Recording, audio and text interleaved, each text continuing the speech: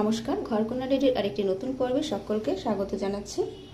দেখুন, আজকে সকালবেলা আমি রান্না করার জন্য চলে আসলাম। তাই সকালবেলা ভাত বসিয়ে দিয়েছি, ভাত প্রায় হয়ে গিয়েছে। আর এদিকে হচ্ছে বেগুন কেটে নিয়েছি, লবণ হলুদ মাখিয়ে নিয়েছি, এটা ভাজি করব। আর এদিকে মুসুরির ডাল রান্না করব মূলো আর গাজর দিয়ে।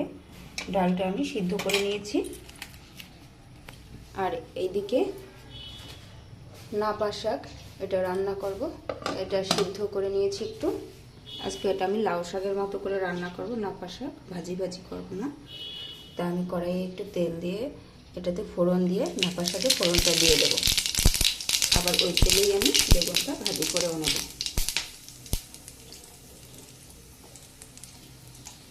ফোড়নটা হয়ে গিয়েছে, এবারে আমি শাকের মধ্যে দিয়ে দেবো। শাকে দিয়ে দিচ্ছি, দিয়ে শাকটা একটু জাল দিয়ে দেবো। তাইলে আমার শাক রান্না কমপ্লিট। এবার শাকটা একটু চুলায় দিয়ে জাল দেবো, তাইলে শাক রান্না হয়ে যাবে। আর এই তেলেই আমি বেগুন ভাজিটা বসিয়ে দিচ্ছি।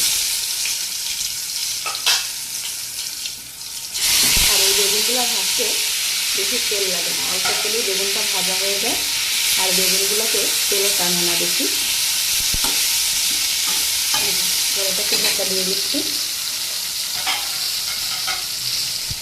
দিয়ে ভাতটা তুলে ওই চুলাতেই আমি আবার শাকটা বসিয়ে দেবো। এবারে ভাতটা তুলে নিচ্ছি। দেখুন, ভাতটা তুলে নিয়ে শাকটা আমি বসিয়ে দিয়েছি। শাকে দুটো লঙ্কা দিয়ে দিচ্ছি। আস্তে যারা ঝাল খেতে পারেন না, এভাবে আস্ত লঙ্কা দিয়ে দেবেন। তাহলে যে ঝাল খায় না সে ঝাল ছাড়াই খাবে। পরিবারে অনেক সদস্য থাকে ঝাল খাবে, তা ওই লঙ্কাটা গুলে নিয়ে খাবে। দেখুন, আবার অনেক সময় আছে বাচ্চারা একটু শাক খাবে, তা ঝালের জন্য খেতে পারে না, এরকমটা তো হয়েই থাকে।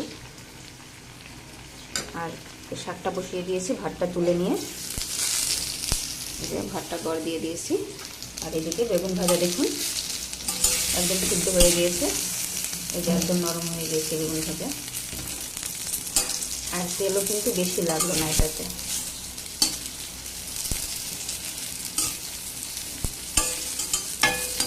আর একটু হোক, তারপরে নামাবো। এই যে নাপা শাক, এটা ভাজি করেও খাওয়া যায়, আবার এরকম একটু ঝোল করে সেটাও খাওয়া যায়। একটা আলু দিয়েছি, জিরে ফোড়ন দিয়ে নাপা শাক।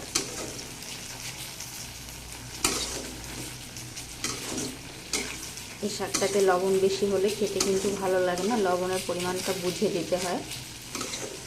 লবণ বেশি হলে আর মুখেই দেওয়া যায় না একদম। এখন কিন্তু শাকটা একটু বেশ ভালো করে নাড়াচাড়া দিতে হবে।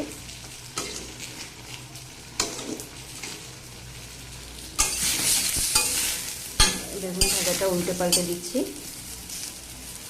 খুব কম তেলেই বেগুনটা ভেজে নিলাম। দেখুন, এইদিকে আমি মুসুরির ডাল সিদ্ধ কিছুটা ভাতের সাথে সিদ্ধ খাওয়ার জন্য নামিয়ে নিয়েছি। আর বাকিটা এই যে প্রেশার কুকারে, এটা একদম গলে গিয়েছে প্রেশার কুকারে দিয়েছি বলে। এবার এটাতে জল দিয়ে, তা দেখুন আজকে আমার এই যে নাপা শাক ভাজি আর বেগুন ভাজি হয়ে গিয়েছে।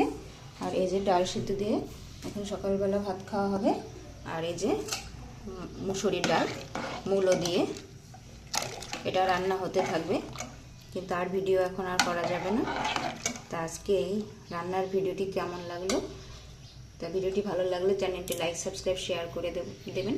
সকলের জন্য রইল শুভকামনা। আজকে এই পর্যন্তই, নমস্কার।